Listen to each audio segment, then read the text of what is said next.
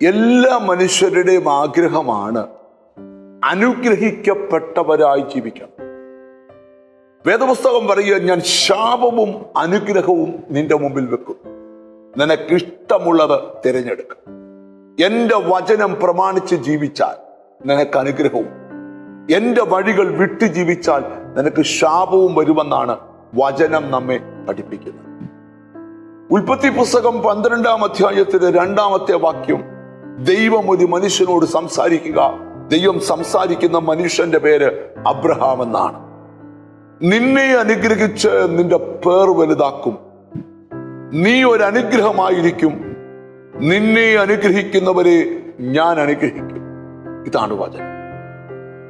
ഇന്ന് ഈ വചനം കേട്ടുകൊണ്ടിരിക്കുമ്പോൾ എത്ര പേർക്ക് ആഗ്രഹമുണ്ട് 70, 80, 90 വയസ്സുകൊണ്ട് അവസാനിക്കുന്ന ഈ ജീവിതം ശപിക്കപ്പെട്ടവരായിട്ടല്ല, ദൈവത്തിന്റെ അനുഗ്രഹങ്ങൾ അനുഭവിച്ച് ജീവിക്കണം.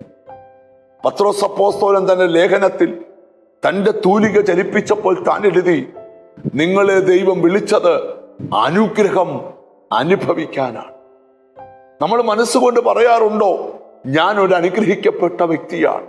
അബ്രഹാമിനോട് ദൈവം പറയുക, അബ്രഹാമേ, ഞാൻ നിന്നെ അനുഗ്രഹിച്ച് നിന്റെ പേർ വലുതാക്കും. അനുഗ്രഹത്തിനകത്തുള്ള ഒന്നാണ് നിന്റെ പേര് വലുതാക്കുക. യാക്കോബ് എന്ന് പറയുന്ന മനുഷ്യൻ യാബോക്കടവിന്റെ തീരത്ത് അനുഗ്രഹിക്കപ്പെട്ടപ്പോൾ അവന്റെ പേര് ദൈവം മാറ്റിയിട്ടു. ആ പേരിന്ന് ലോകം മൊത്തം അറിയപ്പെടുന്ന ഇസ്രായേൽ എന്ന പേരായി.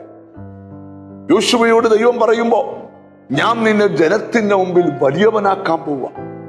5 പേരറിയുന്നവനെ 500 പേരറിയുന്നവനാക്കി മാറ്റി, 500 പേരറിയുന്നവനെ 5000 പേരറിയുന്നവരാക്കി മാറ്റി. നിന്റെ പേര് ദൈവം വലുതാക്കും. അത് അനുഗ്രഹത്തിനകത്തെ ഒരു പദമാണ്.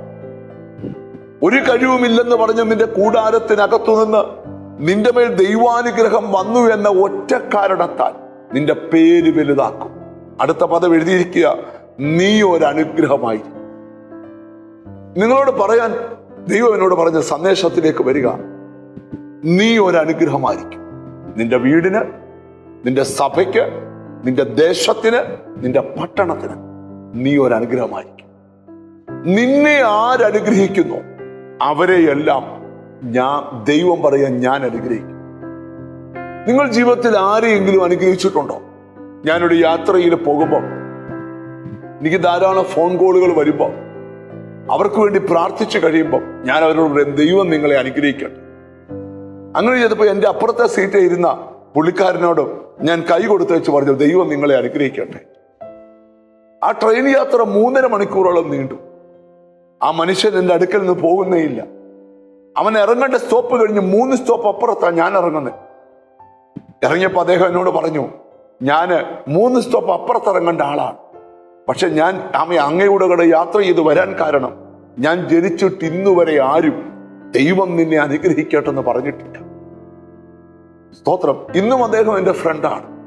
ഞാൻ നിങ്ങളോട് ചോദിക്കുന്ന ചോദ്യം, നിങ്ങളുടെ ലൈഫിൽ ആരോടെങ്കിലും ദൈവം നിങ്ങളെ അനുഗ്രഹിക്കട്ടെ എന്ന് നിങ്ങൾ പറഞ്ഞിട്ടുണ്ടോ? ഇല്ലെങ്കിൽ പറയണം. നമുക്കൊന്നിച്ചു പറയാം, ഞാനൊരു അനുഗ്രഹമായി.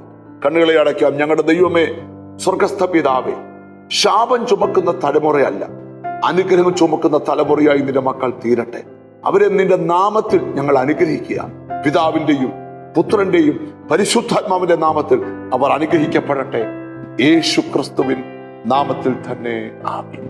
നിശ്ചയമായും നീ ഒരു അനുഗ്രഹമായിരിക്കും. God bless you.